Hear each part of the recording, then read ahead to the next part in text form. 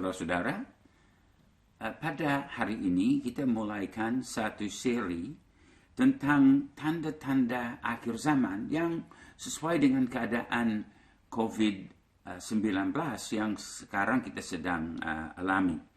Secara khusus, saya mau melihat di dalam Injil Matius 23 ayat 37 sampai dengan Injil Matius 24 ayat 51.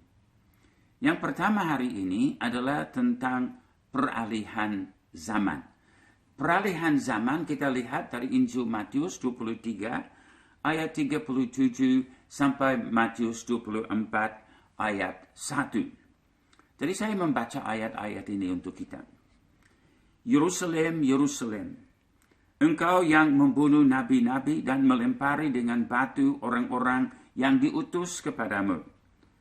Berkali-kali aku rindu mengumpulkan anak-anakmu. Sama seperti induk ayam mengumpulkan anak-anaknya di bawah sayapnya. Tetapi kamu tidak mau. Lihatlah, rumahmu ini akan ditinggalkan dan menjadi sunyi. Dan aku berkata kepadamu, mulai sekarang kamu tidak akan melihat aku lagi. Hingga kamu berkata, diberkatilah dia yang datang dalam nama Tuhan. Sesudah itu, Yesus keluar dari bait Allah, lalu pergi. Poin yang pertama yang dalam pembacaan ini adalah Yerusalem adalah kota pembunuhan. Nabi-nabi dan orang-orang yang dikirim Tuhan untuk membawa pesannya, untuk membawa firman-Nya, untuk membawa kasih-Nya, dibunuhnya. Jadi di dalam Matius 23 ayat 37 bagian A, saya ulangi, Yerusalem, Yerusalem, engkau yang membunuh nabi-nabi dan melempari dengan batu orang-orang yang diutus kepadamu. Jadi kita melihat ini adalah kota pemberontak. Sebenarnya mereka umat Tuhan, pilihan Tuhan. Tapi mereka memberontak kepada Tuhan. Tapi kita lihat poin yang kedua di dalam ayat 37 ini, yaitu bahwa Yesus tetap mengasihi kota Yerusalem. Dalam Matius 23 ayat 37 bagian B, berkali-kali aku rindu mengumpulkan anak-anakmu. Sama seperti induk ayam mengumpulkan anak-anaknya di bawah sayapnya. Tetapi kamu tidak mau. Jadi, ini bukan karena Tuhan tidak mengasihi atau Tuhan tidak mau menjangkau. Dia mau menjangkau semua. Tetapi ternyata hati umat Israel, kepala pikiran mereka begitu keras. Mereka tidak mau menerima. Mereka tidak menyadari ini adalah saat khusus di mana Tuhan mau melawat mereka, mau menyelamatkan mereka. Poin yang ketiga yang kita baca di dalam bacaan ini adalah bahwa Yesus berkata dalam ayat 38, lihatlah rumahmu ini akan ditinggalkan dan menjadi sunyi. Perhatikan, Yesus berkata rumahmu. Lebih awal dalam pelayanan Yesus, bait suci disebut rumah Bapakku. Tapi sekarang Yesus katakan rumahmu. Artinya sudah terjadi kudeta. Sampai Yesus juga menyerah. Oke, kalian sudah ambil alih atas rumah ini. Ini bukan lagi rumah Bapakku. Dan memang di dalam rencana Allah, rumah akan tinggalkan kota Yerusalem. Karena Yerusalem itu sebagai tempat di masa yang lampau. Sekarang Tuhan akan membangun rumah yang jauh lebih besar.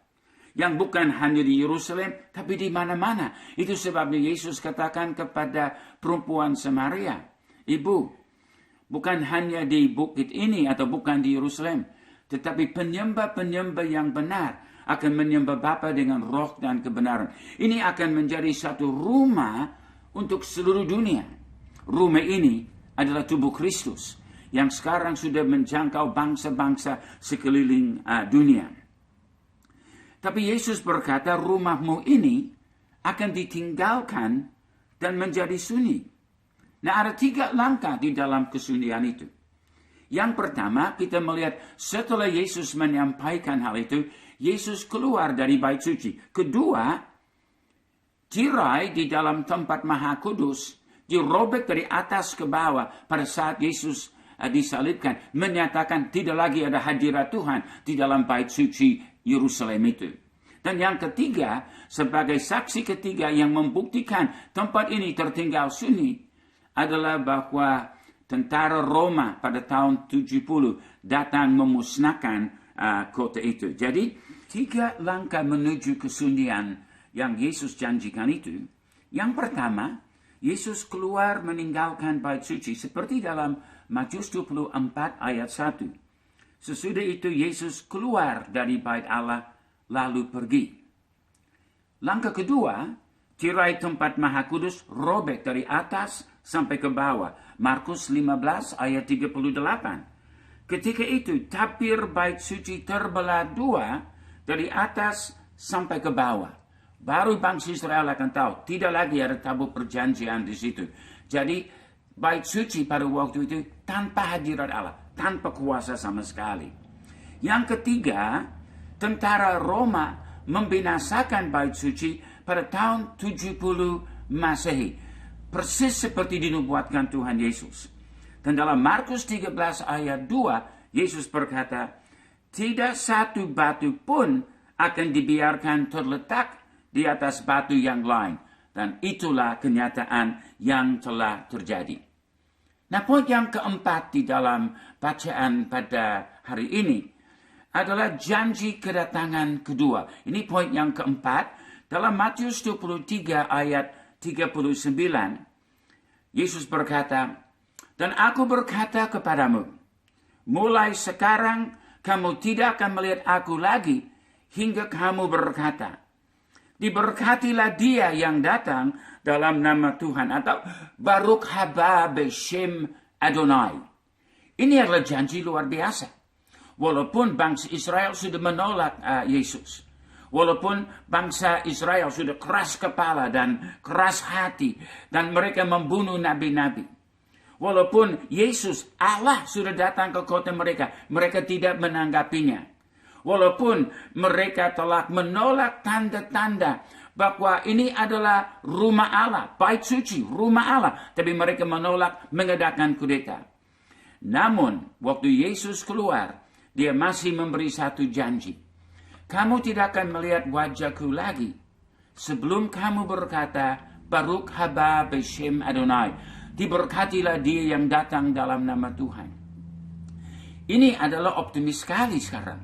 Ini bukan satu kutukan yang sebelumnya seperti penghukuman dan penolakan dan apa yang mereka harus alami karena kejahatan mereka. Tapi akhirnya Yesus berkata, kamu tidak akan melihat wajahku lagi sampai. Artinya Yesus mengimani akan terjadi suatu kegerakan rohani besar. Akan ada kumpulan orang yang besar di akhir zaman.